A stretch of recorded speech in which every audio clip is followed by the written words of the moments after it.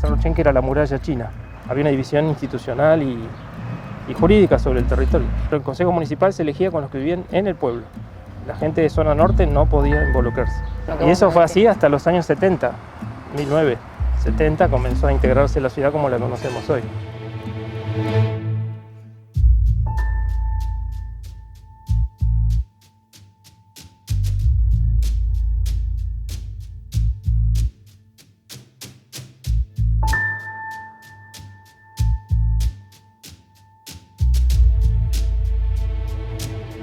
Septiembre de 1911 marcó un hito en la historia de Comodoro Rivadavia porque fue la primera vez que se votó para elegir autoridades municipales en el pueblo.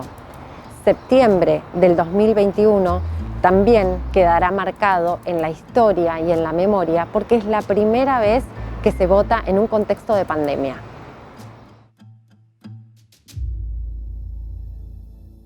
La vida institucional de Comodoro siempre fue muy traumática desde sus orígenes, por distintas razones, ¿no? Por la irregularidad del proceso y a veces por la tutela, la vigilancia permanente de YPF. Y la elección era con voto cantado. Sí, no había urna, no había sobre, voto secreto. Eso empezó a regir después de 1902. Claro, no era obligatorio. No era obligatorio. Tenías que anotarte previamente en ese padrón que la comisión empadronadora se encargaba de armar. Si vos no estabas en el padrón, después no podías votar. O sea, los padrones como se armaban para la elección, a veces se viciaban, se anotaba gente que no correspondía, y después las denuncias de fraude eran permanentes. Y de hecho en la primera elección hubo denuncias de fraude, por eso el que ganó la elección no pudo asumir el cargo.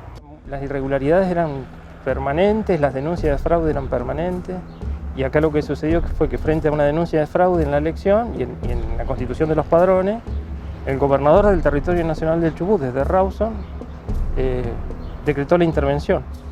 Y el primer jefe comunal que tuvimos fue un interventor,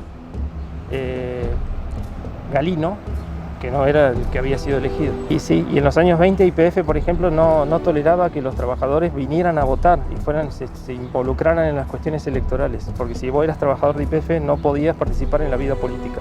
Era parte de la conducta empresarial que Mosconi exigía a sus trabajadores, desde 1922 hasta 1930. 1951, un año clave. Fue la primera vez que los habitantes de Chubut y del pueblo de Comodoro eligieron presidente, pero no solo eso, también fue la primera vez que votó la mujer en Argentina.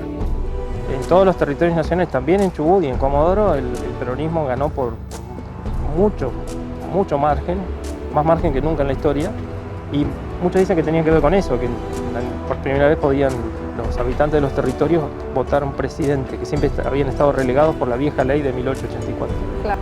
Fue una apertura política, además fue la primera vez que votaron las mujeres. O sea, hombres y mujeres votaron presidente por primera vez en el mismo momento, en los territorios nacionales y acá en Comodoro.